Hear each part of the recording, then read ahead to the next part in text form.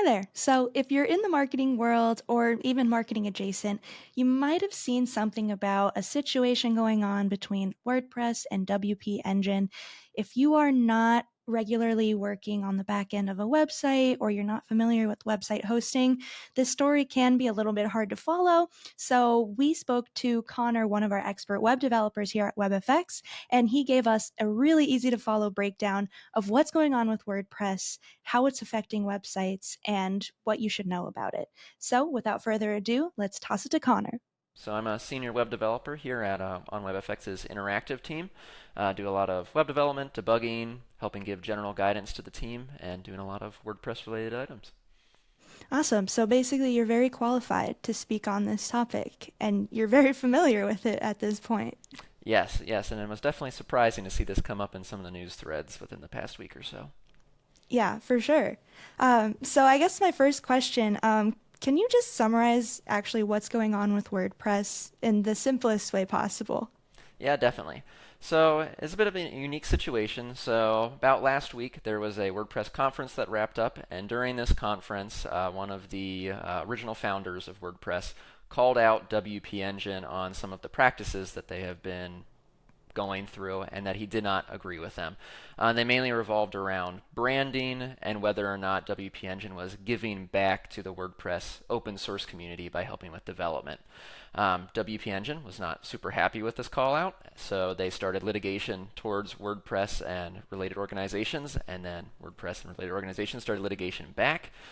So, what exactly is WP Engine versus WordPress? I know they sound like they are, related companies. So, can you kind of break those down? Yeah, definitely. Yeah, it always gets a little weird whenever we start using the WP prefix in certain spots. So WP Engine is specifically hosting. So they offer hosting solutions where you can put your WordPress site, whereas WordPress itself is the open source free content management system platform. So you run WordPress on WP Engine, but you do not need WP Engine to run WordPress. And that's part of where some of this issue stems from, is that understanding of the branding and the roles that both of those platforms play.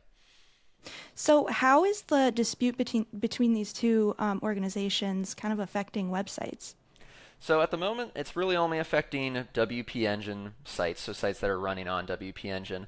Other hosts are not affected yet, other than seeing it in the news. For those on WP Engine, the main impact they're going to see is that they might have issues with updating plugins, themes, WordPress core, stuff that relies on WordPress to provide those updates. From the last part I saw, it does sound like WP Engine has a remediation in place, so that might not be impacting them quite as much. So there's going to be relatively minimal impact there, but that's the main impact, is on WP Engine hosted websites.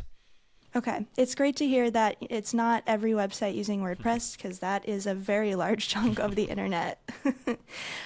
So, what should someone that is using WP Engine and WordPress do right now, or is there anything that they can do?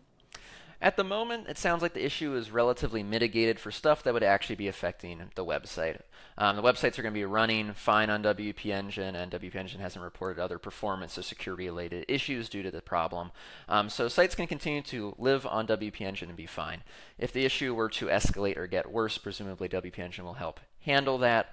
And there isn't too much else that you can really do other than if you were to migrate to a completely different host, which at the moment doesn't seem like it is a necessary solution from a business perspective. All right, is there anything else that you think the people should know? I think it's important to keep in mind the general WordPress community as a whole here. While this particular issue is between WordPress and WP Engine, the impacts are obviously affecting those hosted on WP Engine, which are going to be a lot of different size businesses, probably a lot of small and mid-sized businesses. And then there's also the community that backs WordPress and helps develop for it. And there's some concerns there about how this particular situation could impact other people that support WordPress, other hosting platforms or developers. So hopefully both sides are going to see part of this situation where they can't, they have to be careful as how what they do affects their communities, both on their platforms that support both groups. So hopefully we'll see some both groups will let up a little bit in how they're perceiving the problem. That way they don't impact the other people that they are supporting. All right, I also hope that happens. This is certainly an interesting time, some interesting news to follow. Thank you so much, Connor, for hopping on and sharing your insights, and I look forward to a resolution for this issue. You're welcome. And yes, yes, I do too.